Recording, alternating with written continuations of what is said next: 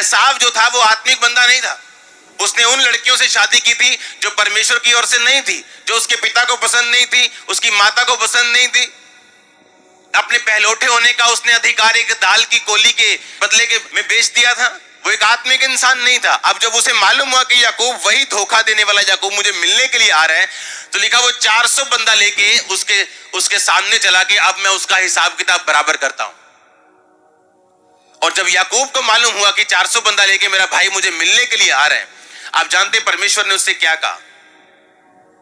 परमेश्वर ने कहा उस स्थान को चला जा जहां मैंने तुझे दर्शन दिया था।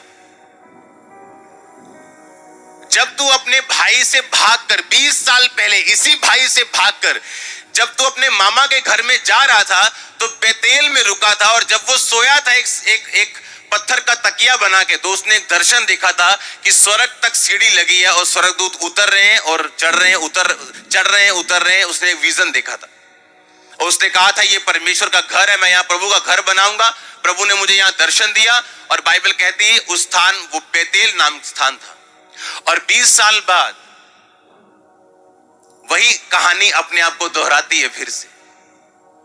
जैसे पुराने कपड़ों का फैशन नहीं दोबारा आ जाता, हाँ, वो 20 साल बाद वही सीन वापिस आया कि वही भाई उसे मारने के लिए आ रहे हैं, और परमेश्वर कह रहा है उसी स्थान को वापिस चला जा जहां मैंने तुझे विजन दिया था। आज से 15 साल पहले जब मसीह में आने के बाद भी मेरा दिमाग सुसाइड करने में ही था, तो परमेश्वर ने, जब मैंने 40 फास्टिंग की थी मैंने, और फास्टिंग में अभी मैं प्रार्थना में बढ़ रहा था, तो एक मेरी आदत थी, मेरे को दुष्ट आत्मा के जब अटैक होते थे तो मेरे को सिर पे अनॉइंटिंग ऑयल रख के ऐसे लगा के पूरा चेप के मेरे को प्रार्थना और बाइबल पढ़नी पड़ती थी 3 घंटे, 6 घंटे, 8 घंटे एवरी डे।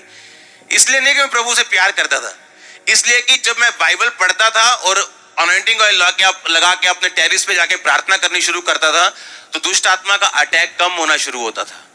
उस रिलीफ के लिए मुझे ये करना पड़ता था। और एक दिन बाइबल पढ़ते पढ़ते क्या वचन मेरे सामने आया, हियाव बांध और दृढ़ रह, क्योंकि तू जानता है कि प्रभु में किया हुआ परिश्रम व्यर्थ नहीं जाता। सुनो ध्यान से, ये आम वचन नहीं था, ये रेमा वचन था, ये इनकाउंटर था खुदा के साथ। आप समझ रहे मेरी बात को? ये मेरी प्रार्थना रोजे रख रख के कि परमेश्वर मुझे फ्री कर, फ्री कर, फ्री कर, और बाइबल का वचन मेरे सामने आता है कि मैं मेहनत करूं प्रभु में।